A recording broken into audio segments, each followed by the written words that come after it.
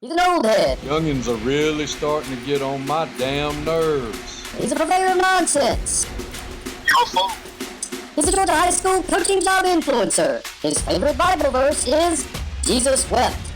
He's the man of constant sorrow, Chris Lamb. Yeah.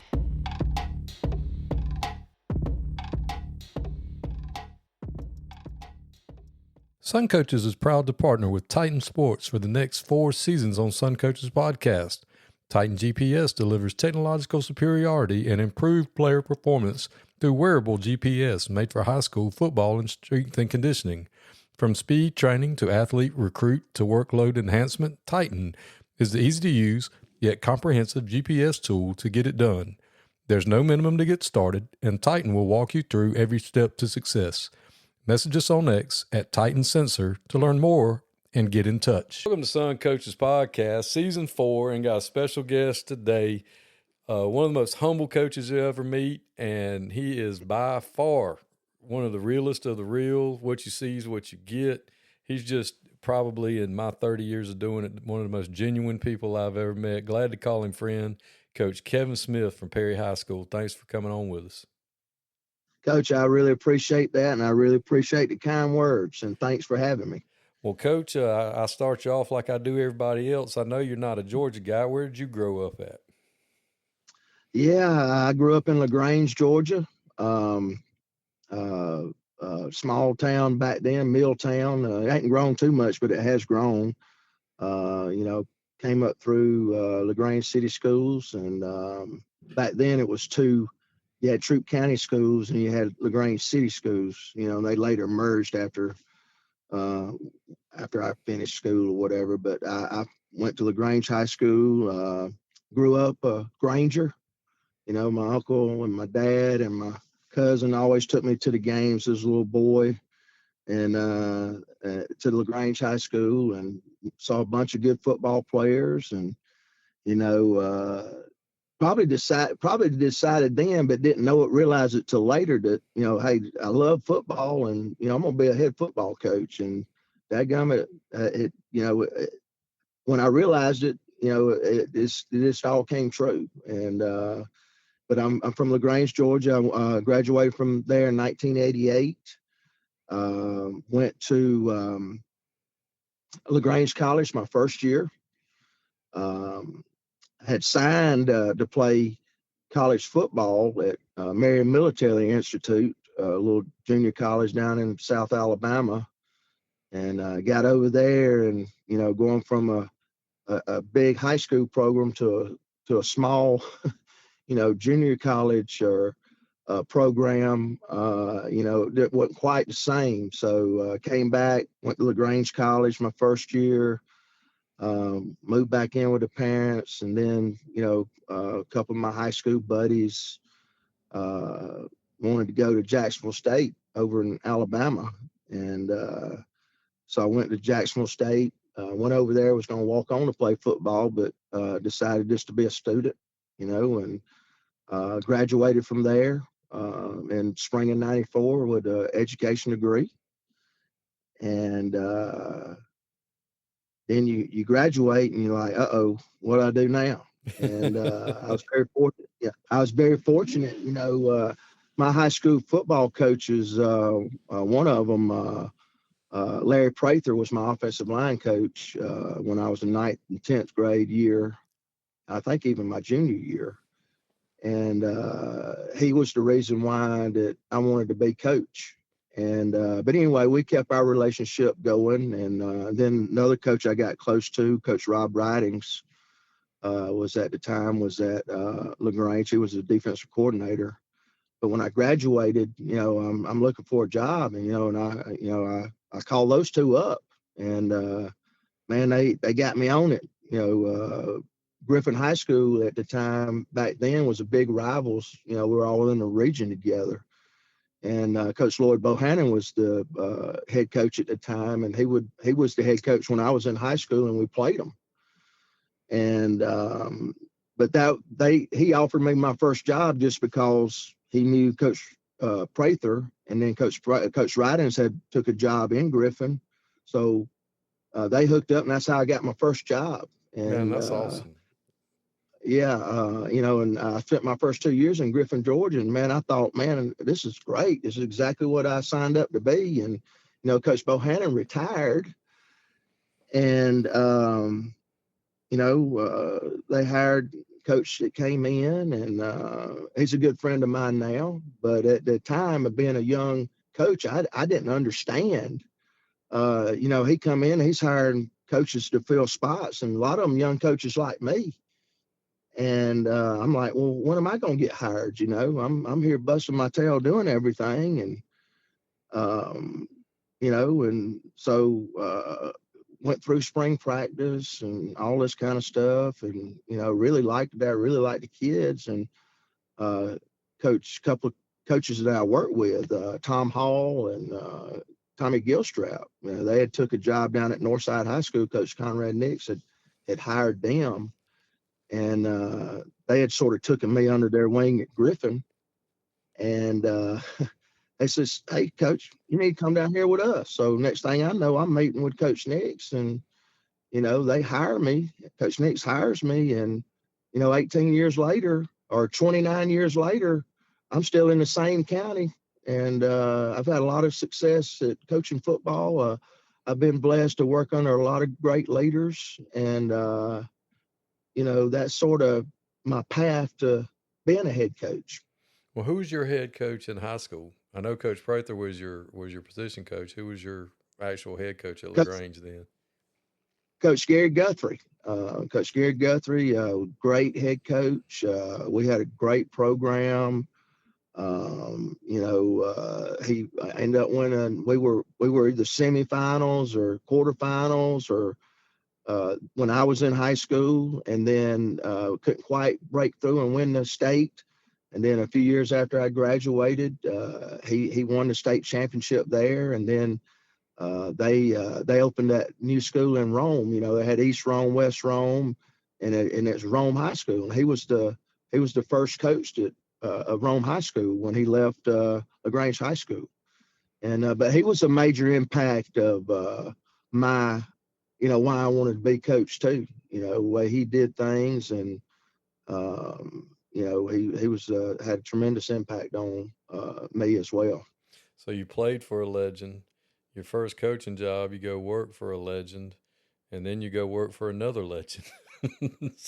So you started off just right. I was very blessed. And I tell people all the time, even when I was playing Little League football all the way up through high school, there's been one out of all my years of playing football or being associated with football.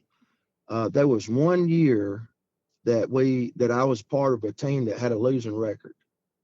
I was doing one of my practicums in college to become a teacher and a coach in a little small school over in Alabama.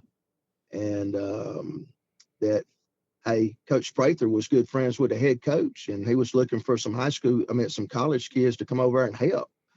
And I went over there and did a good job for him. We did everything with what we had. We just didn't have a lot to work with. And, we went 1-9. I learned a lot.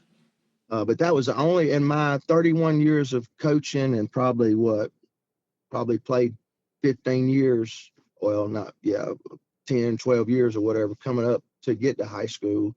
I've been a part of one team that had a losing record as far as football was concerned. So I've been very blessed to have great mentors, great leaders, and be a part of a lot of success. There was a pile of y'all at Jacksonville State that were there at the same time that have come back and been really successful head coaches in the state of Georgia. Yeah. And there might have been right after you, but like Stephen Holmes, I know he's well after you, but there's a group of guys that went to Jacksonville State and then got into coaching.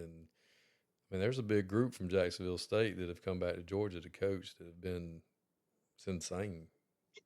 Yeah. Being a football guy, even though I didn't play at Jack State, you sort of migrate to the football guys, and just hanging out and being with those guys, one name that comes to that I remembered that had success, and he might have stayed in Alabama. I think he did. Was Ray Crump. He was offensive lineman at Jack State, I believe, or defensive line. He was one of the linemen.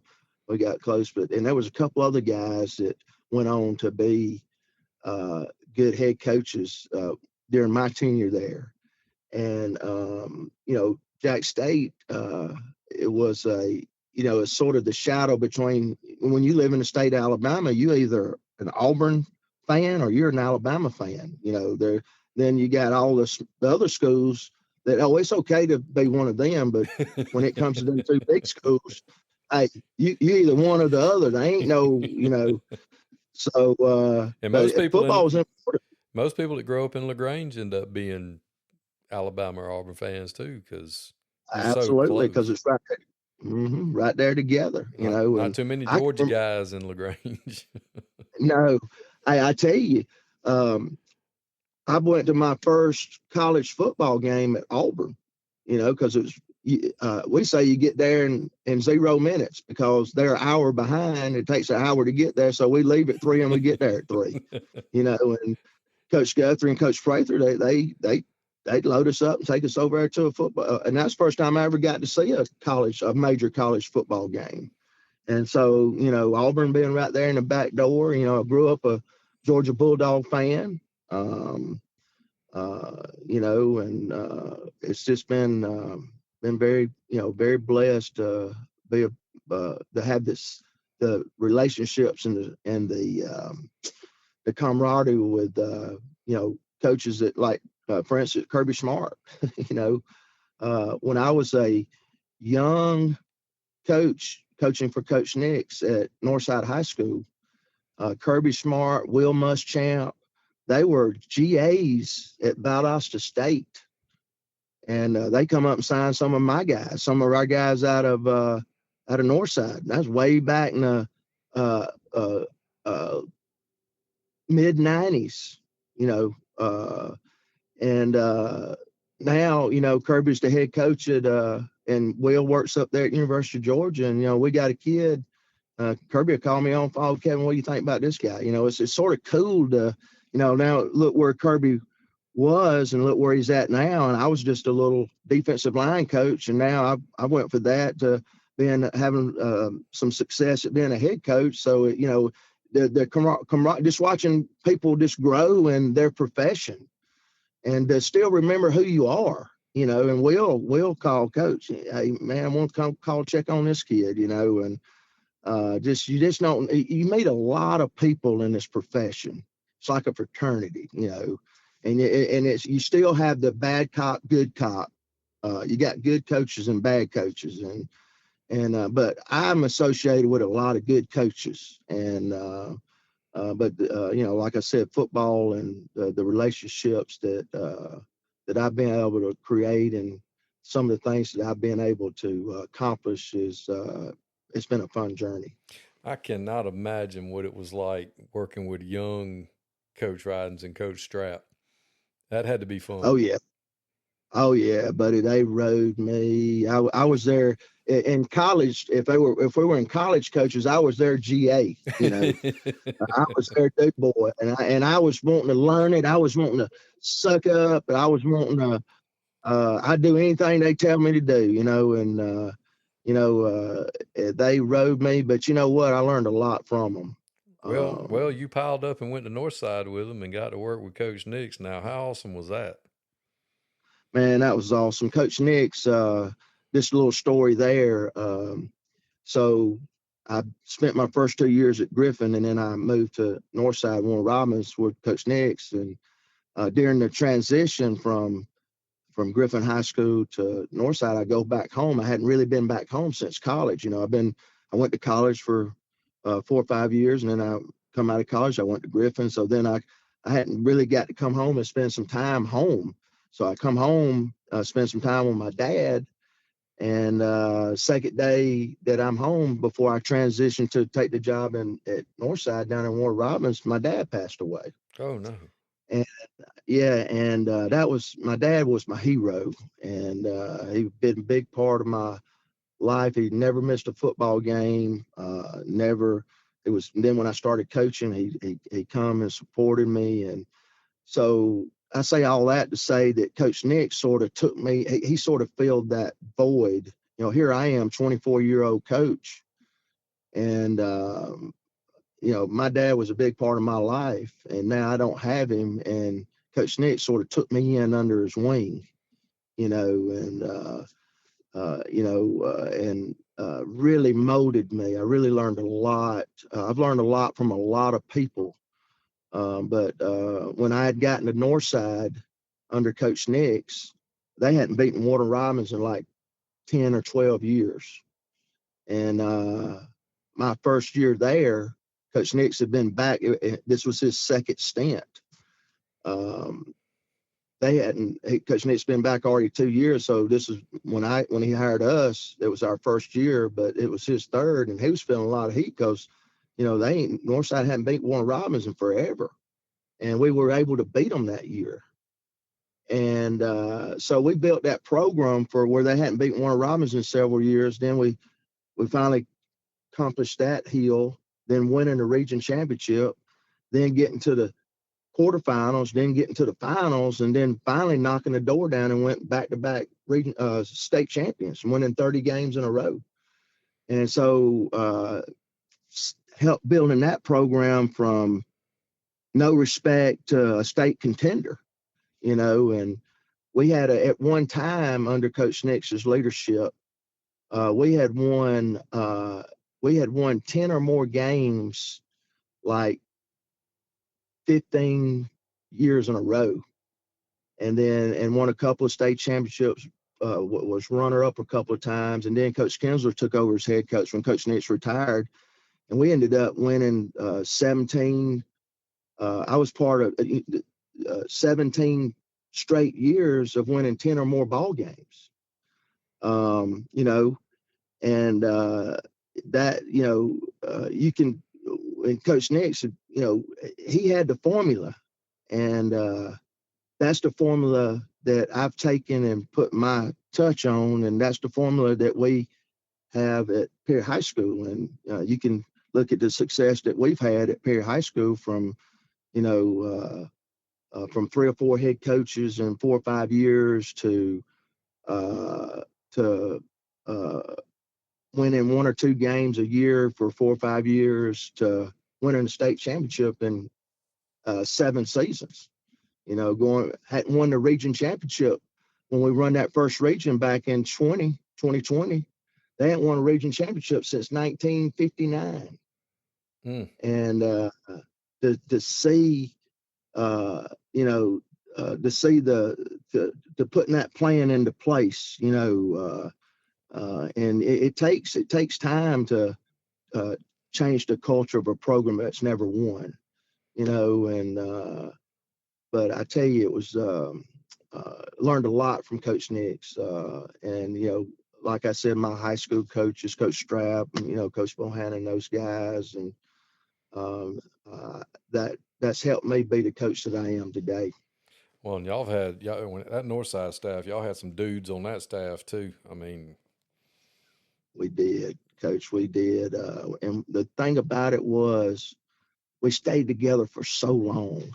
You know, one, but we were scared to tell Coach Nix we was wanting to move up or go somewhere else.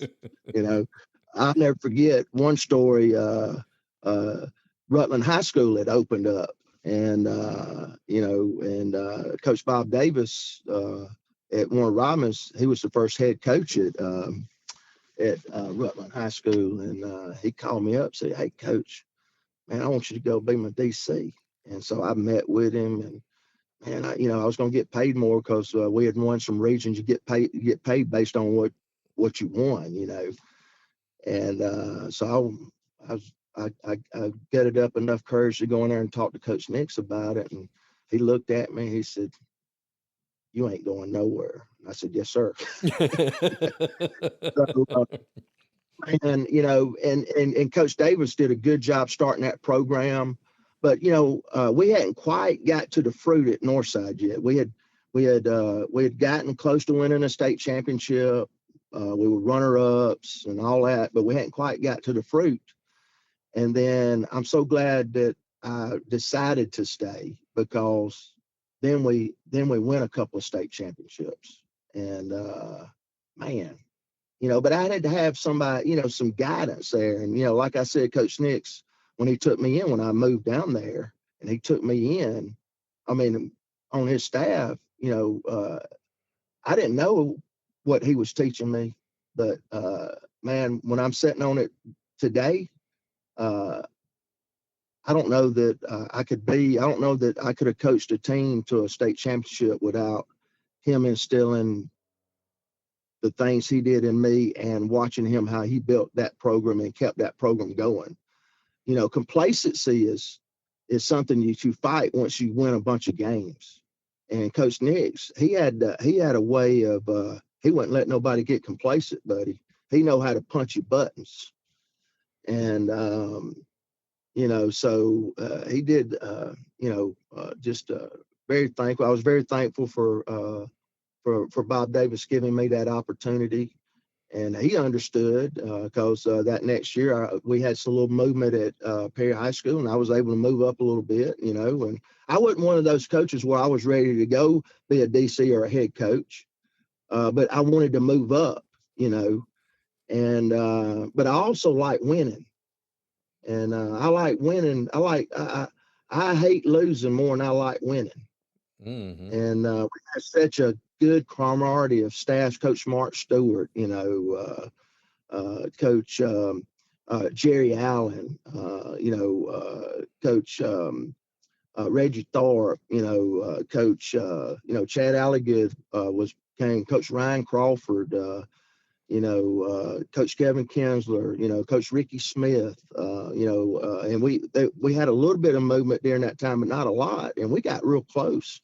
And the core group of us, we stayed together, and I know I'm missing somebody, but we had and so that's sort of how I molded my staff. The staff that I have now, there's a couple of jobs opened up in the county, and I'm just getting through doing my end of the year,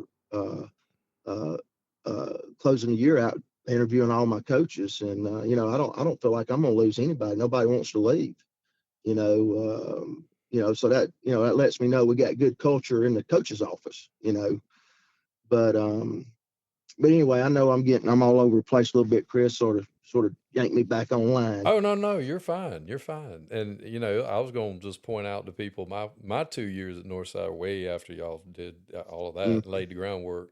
But just for people that don't know, the Northside Warner Robins game's real.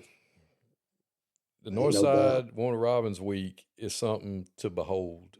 And I'm sure there's some other places in the state that think they have a little rivalry, and that it's a Valdosta Lowndes or whatever. And I'm sure it is. I'm not taking anything away from it.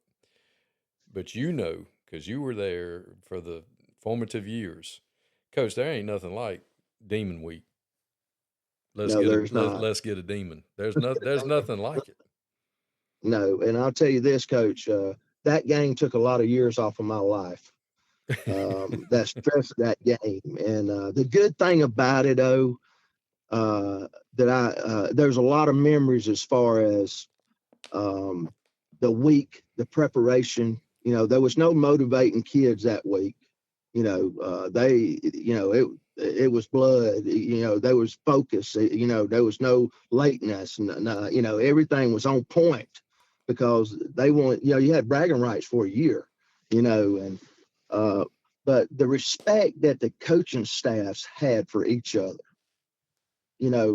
Our staff wanted to beat them as bad, every year, and they wanted to beat us. But at the end of the game, it wasn't no coming across the field and mad and, just barely shaking hands and, people storming the field. And, the guys, we lined up at the 50-yard line. We came across the field and we shook hands, and the coaches shook hands. We had a lot of respect for each other, and away from that game, we were, coaches that, had a lot of respect, that, we go to coaches clinics, or we go to the GACA, and we played golf together, had a lot of respect for each other, and, The reason why I say that is, you watched college football a couple of weeks ago, and you got Michigan that beats Ohio State, and they disrespect Ohio State by taking a flag out there and sticking it in their field. Why you got to disrespect?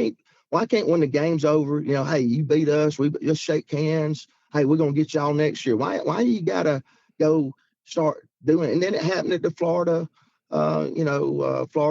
State game, and then Texas A&M and Texas, and but Coach Sharp, he stopped his guys. They said, we're gonna win with class, and we're not gonna disrespect any, and that's the way it should be. And getting back to the Northside Warner Robins game, that was the way it was. We were gonna respect each other, and I think that has lost people in today's society.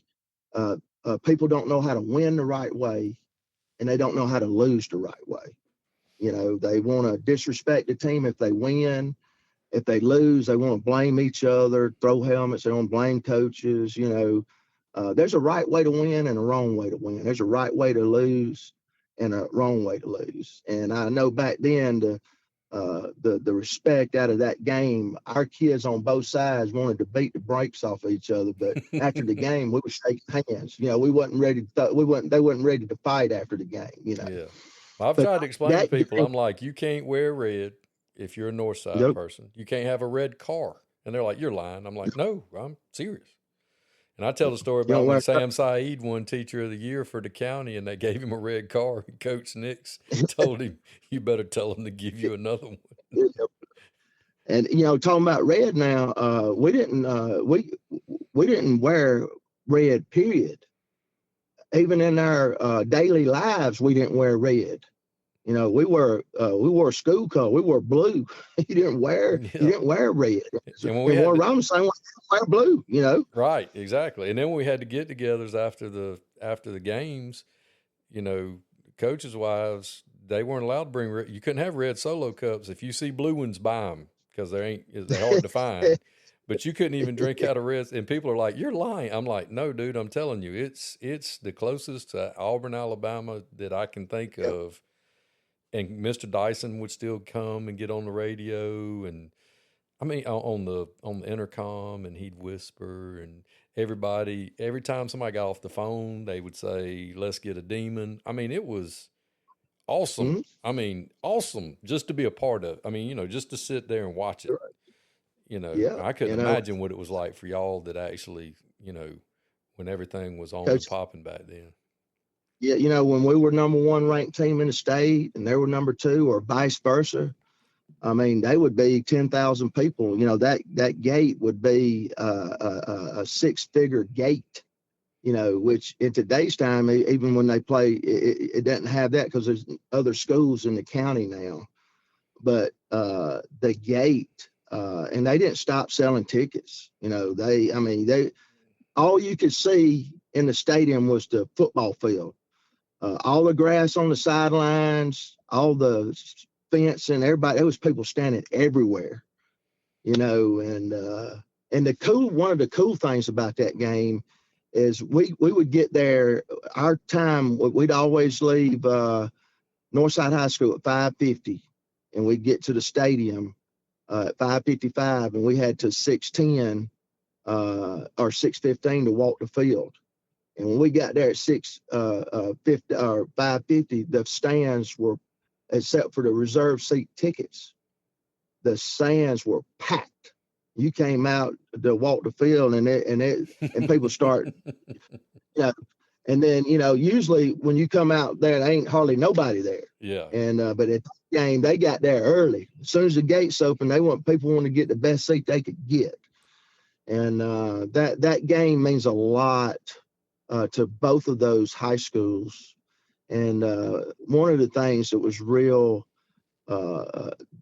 is people grow up to be Northside Eagles. People grow up to be Warner Robins Demons, and then we were coaching third and fourth and fifth generation guys. Their dads play for their granddad, now as old as I am now, I've got players that play for me that sons and grandsons are playing at Northside, you grew up to be a Northside Eagle. And, there wasn't nothing else.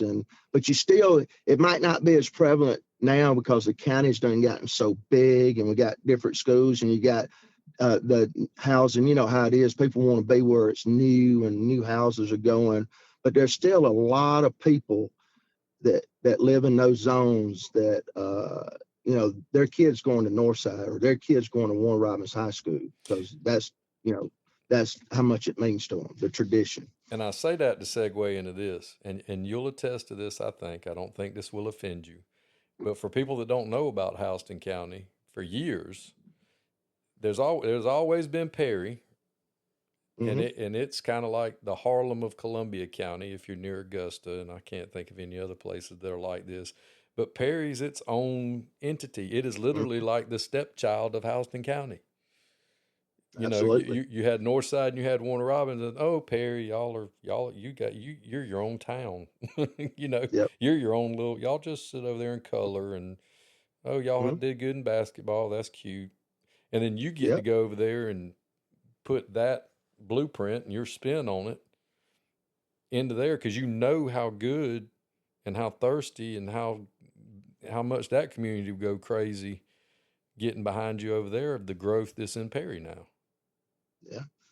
And that's got to be pretty cool too, because I mean, you remember what it was like when, there was a time and place that somebody was said, Coach Smith, we want you to be the head coach of Perry. Nope.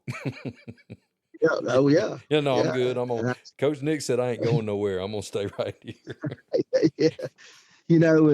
And Coach Nix, one quick story, and then I want to tell you how I got to Perry, and then how we had success, how I believe we had success. But Coach Nix, I was married and divorced and had a small child and didn't have any family around. So Miss Patsy and some of the coaches' wives, they helped me with my oldest daughter now when I didn't have anybody. And so, I've been single, been divorced now for a few years, and I started dating one of the counselors. We had a new counselor that came in, Dr. Stanley. God rest her soul. She was our API, and she had hooked me and my wife now, Monica, up. And so, we've been dating. I was going to make sure I got it right this time. I was going to make her go through a whole football season before I want to make sure she knew what it took to be a football coach's wife. So we dated for a year, and then a year and a half. And then Coach Nick said, Coach Smith, it's about time for you to get married, ain't it? I said, well, yeah, Coach, I just want to make sure she understands how to be a football coach's wife, and so time passes, I propose, and we got to set the date to get married. And so, in our program, and I'm my program today, we work during the summers, and we play football from August to December, and then then from June to August we work. He said, now, Coach, GHSA, they give us a dead week. When I went to him, telling him when I was getting married and all this kind of stuff, and we was trying to set a date. He said, well, when you thinking about it? Well, we're going to get married this summer, Coach. He said, well, GHSA has that dead week. So that'd be a good week for you to get married and go your honeymoon, and then you can be back to work on that Monday. You have a whole week off. And that's what happened. Me and my wife, we got married. We flew out to Vegas and we got married. We flew down to Florida, went on a cruise, and we was gone for we worked out then Monday, Tuesday, and Thursday. So I left Thursday after practice. So we had Friday to that Monday to get married and have honeymoon. And that's what we did. And so, so I tell my young coaches now, if they're not married now, you got let me help plan when you're going to get married, because that's what Coach did. That's right. That's exactly right. Oh, man, that's awesome. So then, so talk about how you ended up going to Perry. All right. So, I told you, I figured out when I was growing up, I wanted to be a head coach, and then I got into it. And so man, I'm getting, Coach Nixon's retired. Coach Kinsler, he's the head coach at Northside. He ain't going anywhere for a while. And I'm getting the itch because, I'm getting 23 years into it, 24 years into it. So I decided Coach Von Laster, he hires me out at Houston High.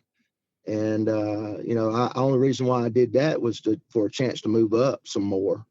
And so I went out there and he hired me, and I go out there and I'm working just as hard, as I did at Northside. I'm all in. You don't get just part of me. When I tell you, when you hire me, you get all of me. And so I'm putting it all in out there, and so year goes by, we had some success. Next year goes by, and then the Perry job comes open, and I put in for it, and I didn't get it. And so I went back to HOCO, and I worked even harder. I didn't pout around. Well, I didn't get this job. I'm just going to coast through until I get my chance. I went back and I worked even harder. And I had met our principal now and really good friend of mine, Dale Martin. He was an assistant principal at the time at Houston High. And I didn't know him till I went to work out there. And I'm having morning duty, and I'm always on morning duty. And then he sees me going around checking behind, and he sees me apply for that job and not get it.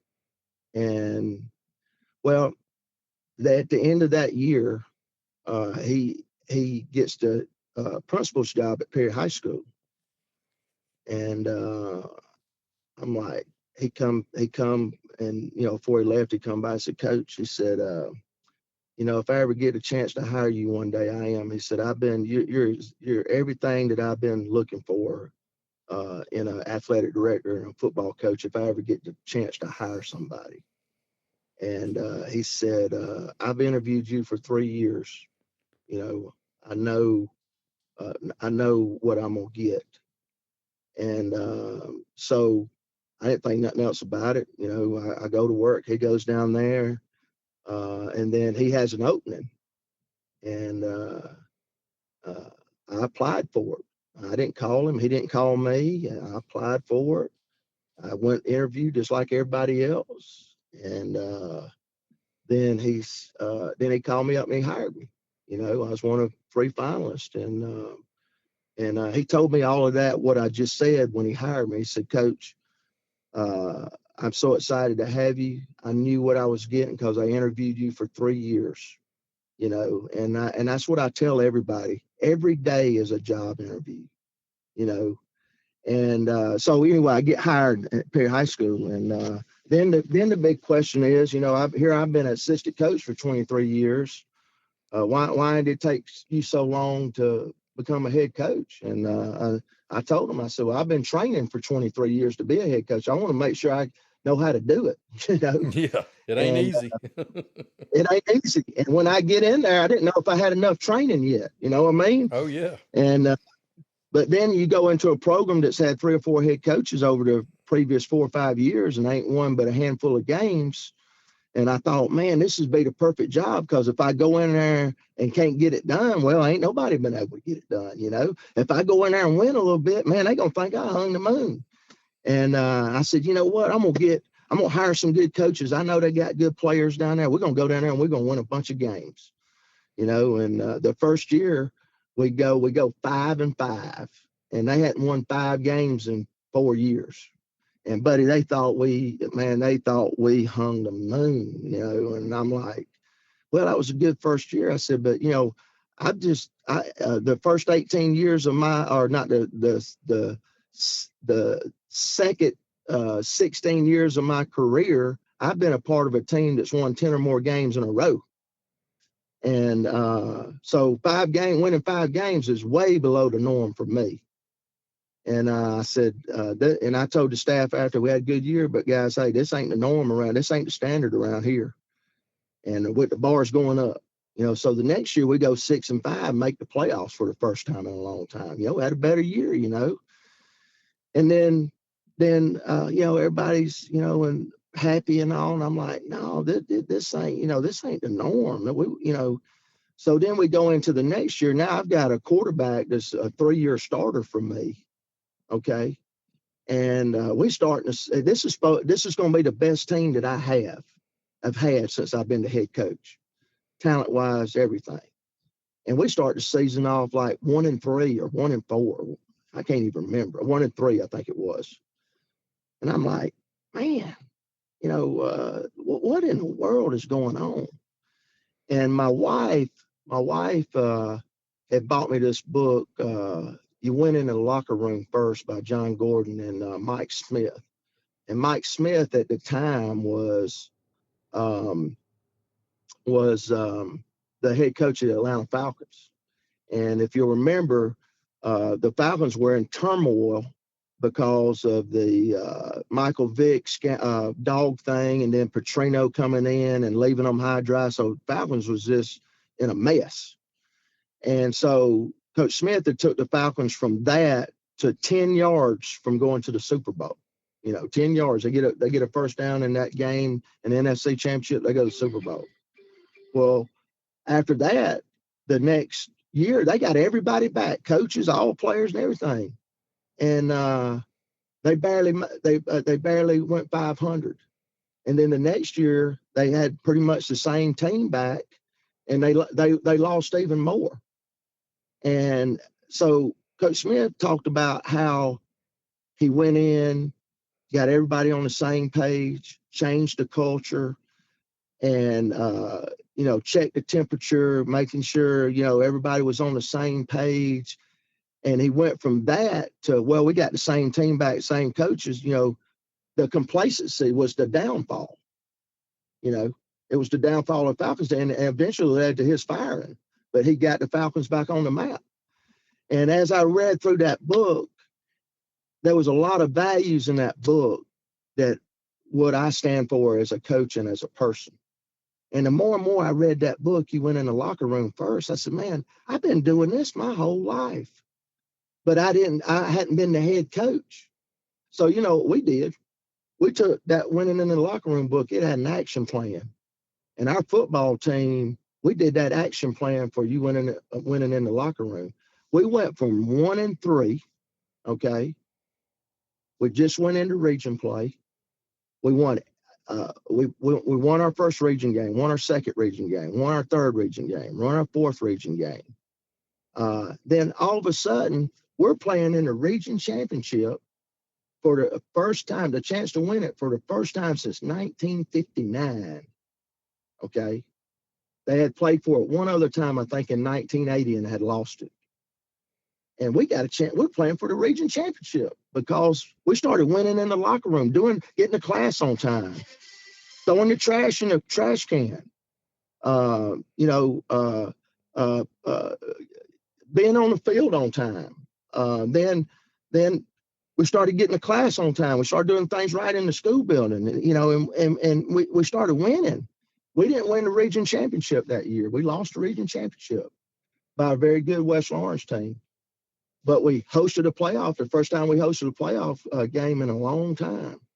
We won the first playoff game, made it to the second round. So here we done got better now, so we got this thing rolling. We played for the region championship. We started 1-3. We weren't winning in the locker room. We had plenty of talent. We had plenty of good coaches, but we weren't winning because we weren't taking care of each other. We weren't putting the team first. It was all about me. It was all individual. And we started putting the team first. We started winning in that locker room, and we finished that year great. So here we are going into the next year now, and we got the quarterbacks back for his fourth year, and we tearing it up, and we win the region championship for the first time since 1959. We get to the third round. We playing Marist in the third round at home. They ain't never hosted a quarterfinal game in Perry High School history, and we lost that game. But when we took the field, we thought we had a chance to win. And then so what happens the next year? COVID hits, and so I'm trying to, I've done gained the trust of the community. I done gained the trust of the parents, done gained the trust of the players. So this pandemic hits, and I tell my parents, I'm going to treat your child like he's mine. I wouldn't treat your child any different than I treat mine. And so here we are. They let us come back now to school, but they won't let us come at one time. We have to come in groups, so that divides us. So I'm thinking, what can I do to make sure my parents know that our kids are going to be safe? I had them come in and spray, I had them come in and disinfect every day. I had this 6-inch PVC pipe. I mean, when we were in those groups, I'd be walking by and make sure if we wasn't doing something that they were 6 feet apart. I had a hand sanitizer in my back pocket. Every time they got through doing a drill, I was making them put sanitizer. I was doing everything I could for those kids, for those parents to know I was doing to make sure their kid was safe with me up there. So what did that do? That took the focus off of winning in the locker room. Now we're getting divided. We're having to come in groups, and then there's a presidential election, and there's some social injustice, so now my locker room was fine. We're winning in it. Now it's all divided again. And we start the season off real slow. And so we lose the first game we should have won. We lose the second game we should have won. Then we had a bye week. No, let me take that back. We didn't have a bye week. Then the third game, we're 0-2 now. We're going into the third game. I was like, what in the world's going on? And we play a game against Harris County, and somebody on our team tested positive. So when you test positive and you can't figure out who it is, they got to quarantine the whole team for 2 weeks. So we had to quarantine the whole team for 2 weeks. Okay. And so, man, I sit down at my computer at home. I'm a member of John Gordon's mentorship coaching program. Wrote Winning in the Locker Room. And this book pops up called The Power of a Positive Team. And my wife was standing there, and I said, hey, baby, you ordered me that other book. How about ordering me this book right here? She said, okay. So I just keep going on about my business. A few minutes later, my wife's tapping me on the shoulder. Said, you talking about this book right here? I said, yeah, babe, where'd you get that book at? Well, she had gotten to go to a conference before COVID shut down and hear John Gordon speak. And she had bought that book and had John Gordon sign that book and give it to me. Okay. So here we are. We're all quarantined. So we done got used to Zooming, the whole team, all 100 of us. So, what we're fixing to do? We're fixing to do the action plan for Power of a Positive Team. We shifted our focus away from all the stuff that we couldn't control, the social injustice, the presidential election, the being divided in groups.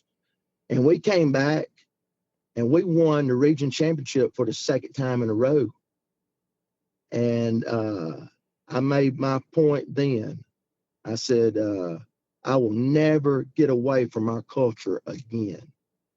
And I said, if I got to cancel a football practice or I got to cancel a weight room session, we're going to win in the locker room every week. And so every Wednesday in our program, you ask any of our guys on Wednesday, I don't care if it's state championship week. I don't care if it's opening week of the school. On Wednesdays, we're going to win in the locker room. Well, what's winning in the locker room, Coach? That's character day. We sit down and we learn things. We learn how to be a good person. We do different character lessons, and and I was having to do all of that. And then it grown to where we had a minister at a local church that moved in and came by and met with me, and I told him what I was doing. He wanted to be a part of it, so he took that part off of me. But every Wednesday we was winning in the locker room, and a lot of times, Chris.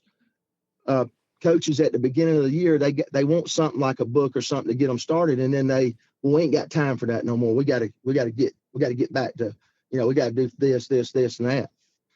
And I said I never would get away from that again. And so when we won the state championship last year, here we are in week 14. Guess what we doing on Wednesdays? Winning in the locker room. Yeah, and everybody's thinking, well, Coach, we ain't got enough time to do this. That's one of the most important things we do. And then the next week, week 15, we playing in the state championship. So we played on I think a Thursday I can't remember what night, Wednesday night or Tuesday night. It might have been Tuesday night. I can't remember. But anyway, the week of the state championship game, guess what we were doing on that Wednesday? We were winning in the locker room. Guess what we did today? Today's Wednesday, right? We've been out of the playoffs this year for 2 years, right? Or 2 weeks. We're winning in the locker room. Even with the seniors that's going to fishing to graduate, we're winning in the locker room. So I say all of that to say this. You got to have good players. You got to have good coaches. And you got to have good administration in the school building. Okay? And then probably the final piece of that, the fourth piece to that, is you better have good culture. Your kids better know how to do things right.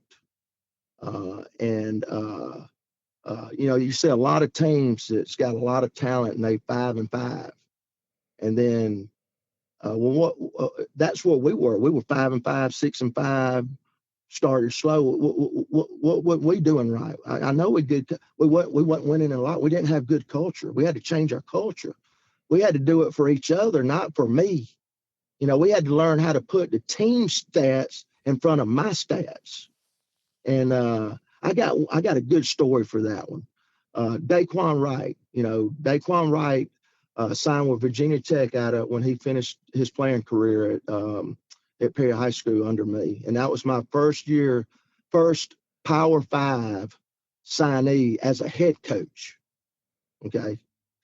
And he goes to Virginia Tech, and of course he's at Ole Miss now, was a big part of their team this year at Ole Miss. But Daquan, I knew, was a very talented young man as a 9th and 10th grader, but he was very selfish.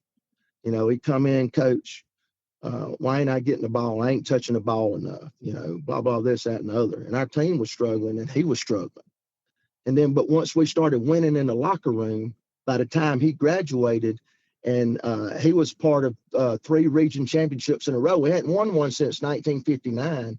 Now we done won 3 region championships in a row, and he was a big part of that.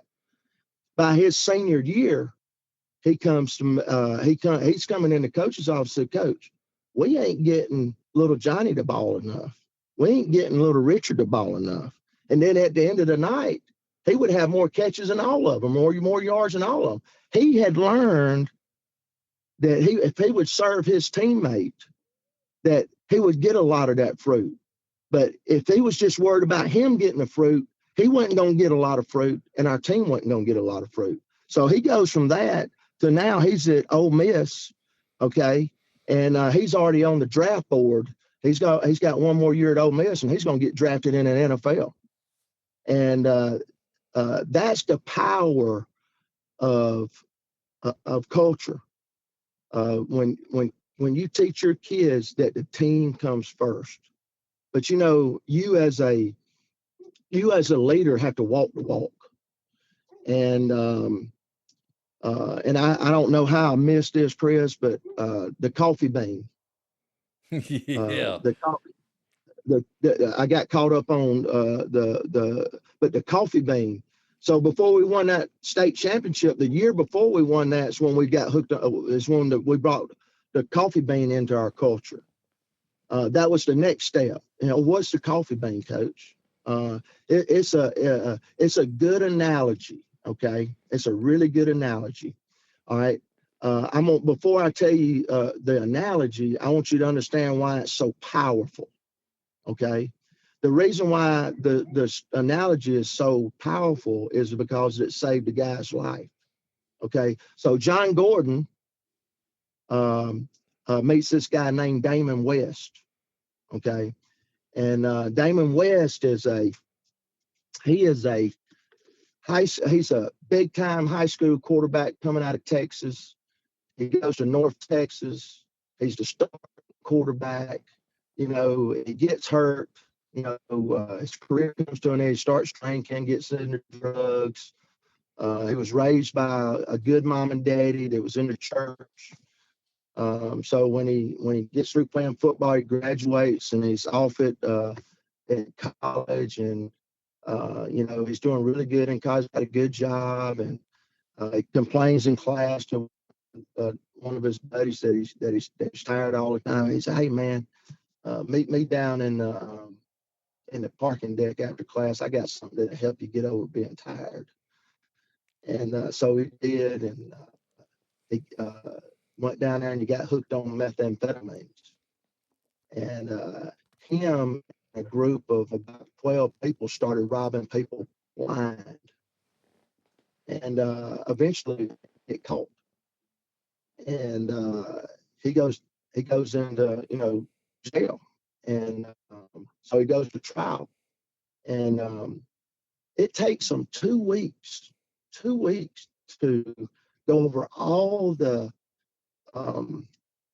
evidence that him and they did. They robbed so many people. They couldn't catch them. They finally caught them. And so the trial comes to an end, and the jury goes back to Damon's fate. Damon ain't never been in trouble, really, and so he's thinking, he'd get some probation or something, maybe a couple of years or whatever.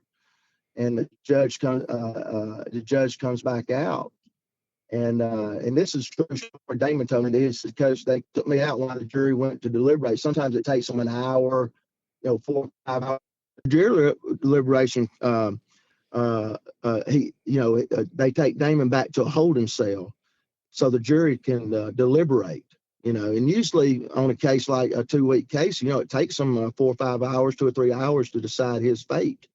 Well, he ain't got back. They take him back while the jury delivered. He ain't been back there 10 minutes, and the bailiff's done come back there and got him to bring him back out.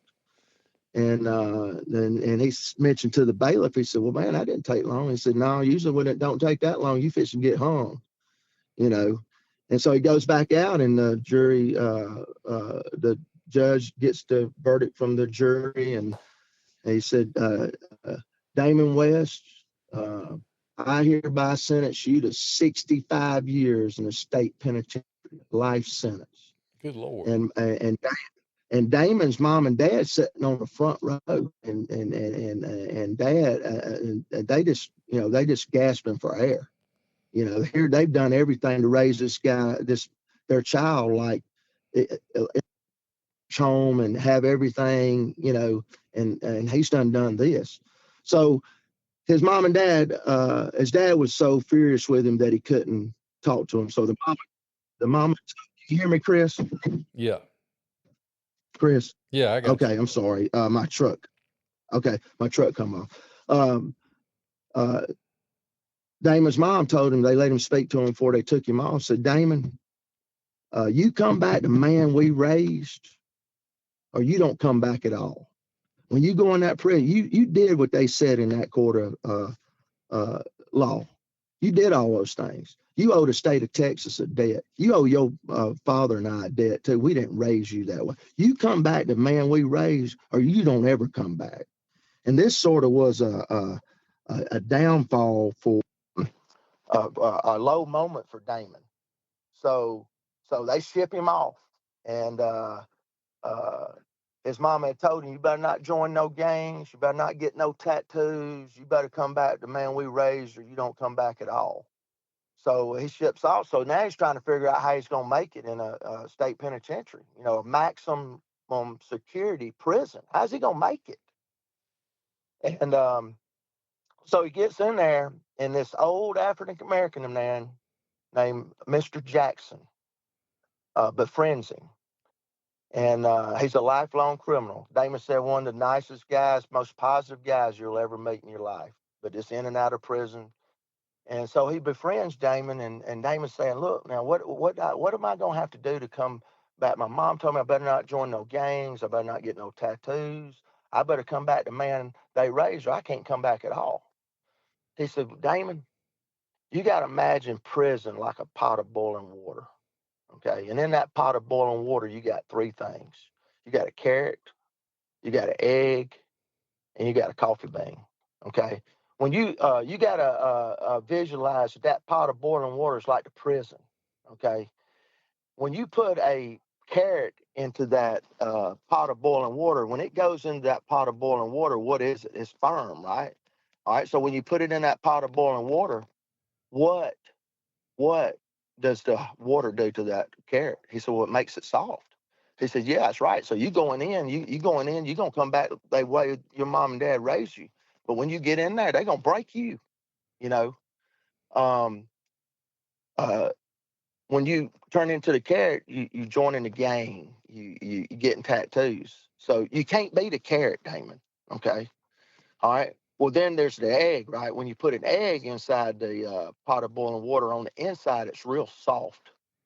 And it's got a harder outer shell, you know. But when you put that egg inside that pot of boiling water, what happens?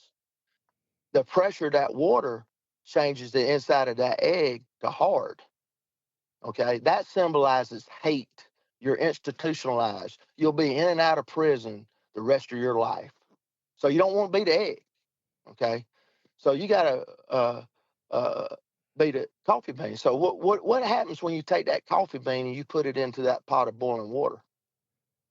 Well, it turns to coffee. Yeah, that coffee bean, the smallest of those three items, changes the whole environment around it and changes it to coffee. That water didn't change that coffee bean. That coffee bean changed that water to coffee. See, when you go in that prison, you gotta. It's gonna be a very negative environment, and you're gonna have to surround yourself with positivity, and you're gonna have to do things the right way. And Damon, you know, he took heed to that. So he gets in there, you know, and his things are going pretty good for him. And then he's in there, and it's done got he done turned into that egg. He's done turned into that carrot, and he goes down to the chaplain, and he goes into the chaplain. This old 84-year-old chaplain named Miss Dawsett, and he starts complaining about God and saying that, you know, I can't believe God would put anybody in this kind of living environment, you know, just blaming God and doing all of this. And Miss Dawsett looked at him and said, well, Damon, there's a lot of people in the Bible that blame God. You know, if you're going to pray, pray. If you're going to worry, worry. You can't do both. Okay. So, you know, Damon he's thinking about killing himself. So that's why he went down there to talk to the chaplain one time. He's going to go back to his cell and kill himself. But after the lady told him that, he started, man, that makes a lot of sense, because if I pray about something and I worry about it, I don't trust God, you know. So I'm going to pray about it, and then I'm just going to try to control the things that I can control. Well, things are looking good for Damon now. So the parole board comes in. It's been usually when you get a life sentence, you're going to serve at least 15 before you even come up for parole. So about 7, 8 years into it, the parole board comes in and meets with Damon.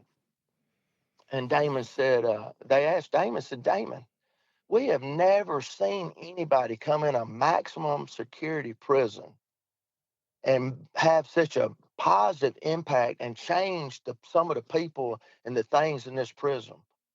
Oh, what did you do? You know, well, I was just a coffee bean. And he told him about the coffee bean. And so, well, why should we let you out? Or why should we let you out? Yeah. And he said, well, if you leave me in here, I'm going to continue to change this environment that I'm in. But if you let me go out into the real world, I can share my story. And they paroled Damon. So Damon only served about 7, 8 years. So now Damon's trying to figure out, well, how am I going to share my story? I want to share it at the college football level, because that's what I played. So now he's trying to figure out who's going to let a convicted felon come talk to their football team. You know, so he's trying to figure out how he's going to get on stage. So he goes to he gets a media pass, and he goes to a coaching clinic in Texas. And this is where all the head coaches go annually for the Bear Bryant Awards. You know, all the head coaches, you know, Nick Saban, Jim Harbaugh, you know, all the big time coaches, or Steve Spurrier, all the big time coaches are at this convention. So he said, well, maybe I can talk to some of them and they'll let me come talk to his team. So he starts approaching these coaches, and them to let him come speak to their team. And some of them take his card. Some of them see him come and they turn around and go the other way. And, man, I said, well, how am I going to get in? So there's this one coach that's left, and he's over there filling his cup up full of water. And Damon goes over there and he starts telling me a story. And the coach, he listens. And so Damon's trying to cram his whole story into like 3 minutes, because this guy's listening to him. And when he got through, the guy said, yeah, I'll let you come speak to my football team. You know who that was? That was Dabo Swinney, University of Clemson. Okay. So Dabo lets Damon come share the coffee bean story with University of Clemson's football team. That's the first place he shared it. And John Gordon, who is this big-time motivational speaker, wrote in all these books, was a good friend. It's Clemson's positive coach. John Gordon does a lot of stuff with that football program. And so Dabo calls John Gordon up and said, John, I just heard one of the most powerful stories that I've ever heard. You need to get with this guy and y'all need to write a book. Okay. And so sure enough, they hooked Damon up with John Gordon, and then Dabo calls Nick Saban at University of Alabama. Damon goes shares his story at Alabama, and then he's at Tennessee. Then he's all over. And to this day he's sharing it with companies, football teams, school systems, everything. Everybody's wanting him to come speak to them because what the coffee bean analogy saved his life. And here's the life lessons of the coffee bean culture. Okay. One, body language. You got to have good body language. Okay. Two, okay, you got to be a servant leader. You got to know how to serve other people. All right. You got to have humility. Is another characteristic, because there's a right way to win, a wrong way to win, a right way to lose, and a wrong way to lose.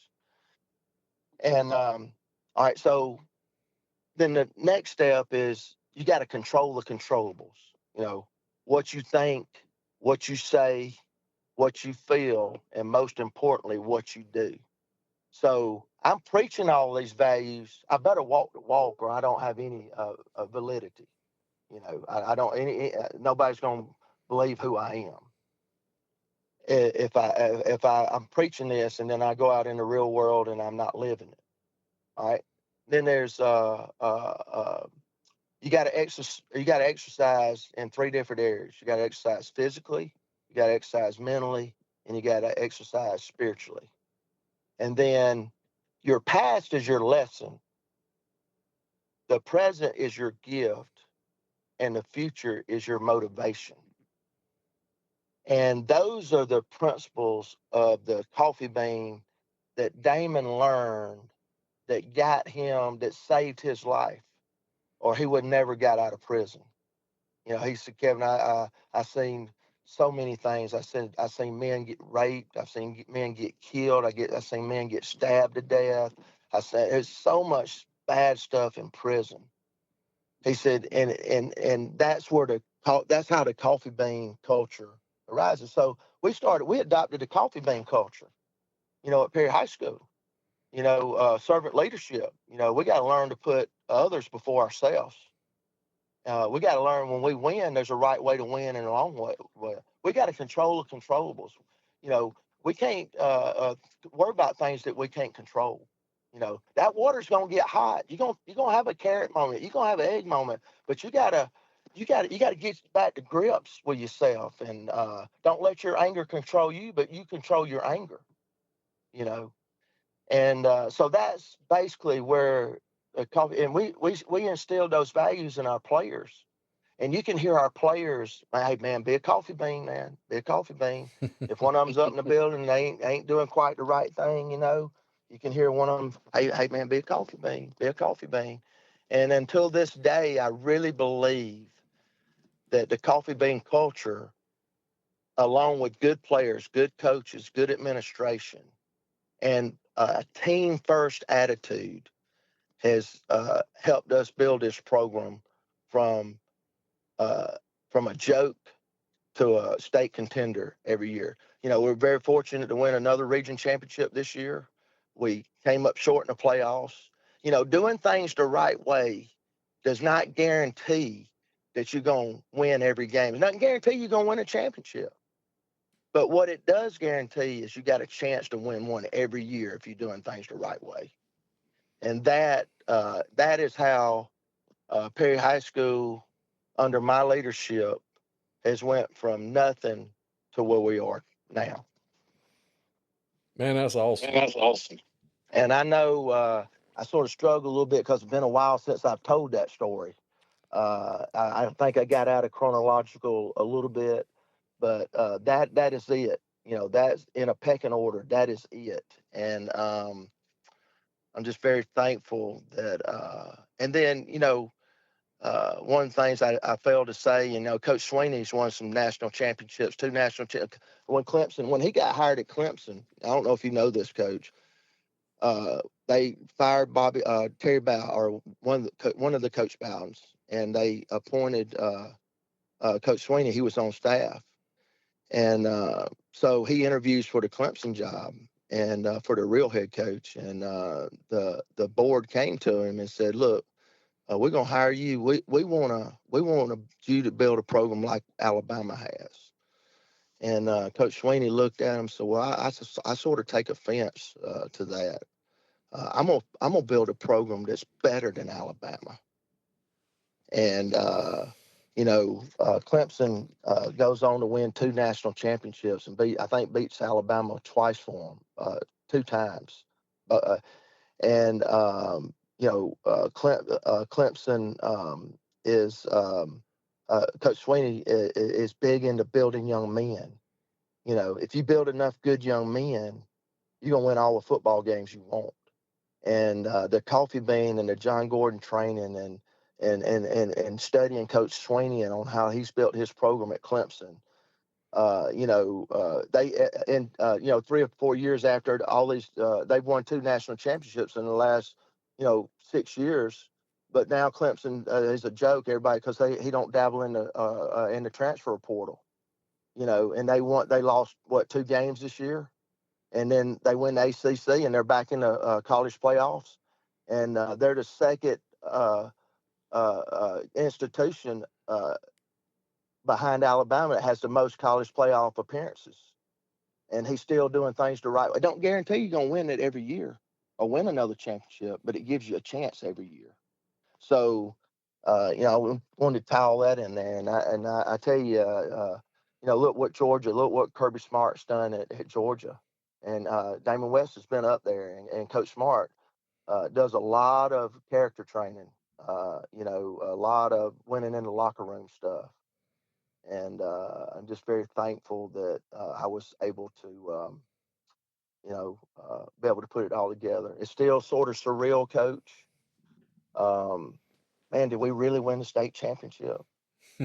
All I could hear when I took the job was, "Oh, you'll never win at Perry High School. You won't be down there 3 years."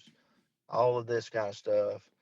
From that to winning a state championship and contending for one each year because of doing things the right way, teaching, building young men, and as a leader, walking the walk and being a good role model. And that's what it's supposed to be about. Yeah, and I'm sorry, I know I jumped around a little bit on you, but I'm very passionate about how we built the program, because I didn't build it by myself. I had good assistant coaches. I had good administration. I got good players that poured their heart and soul into the program. And I was just very gracious and humbled to be able to be the guy that was able to lead it. But it wouldn't have been done if it wouldn't have been for my assistant coaches, my administration, and my players. And I'm very thankful for that. And sort of like I tell the players, it's not about the name on the back of the jersey. It's about the name on the front of the jersey. If you care more about that name on the front of the jersey, good things are going to happen. And great things continue to happen, and it's been fun to watch, and I enjoy our time we get to play together on the golf course and just how everybody rallies around and supports. I know this year everybody was wanting to know, what y'all were doing, and that used to not be a thing. It was always what were the other two schools, big schools, doing in town, and now you're coaching one of the big schools in town, and that's just awesome to see. And I sure do appreciate you and appreciate you coming on and sharing your message and your vision and your story, how you got from Lagrange, Georgia to where you are now with us. It's really been awesome, Coach. I sure do appreciate it. Yes, sir. Appreciate you having us on. I appreciate the fellowship, the friendship, and I appreciate you doing this so other young people can grow, or maybe one person hears what I said tonight and changes the way they see life, changing that environment around them to a positive thing. It's well worth it, the time. I really appreciate you having me. Thanks, Coach.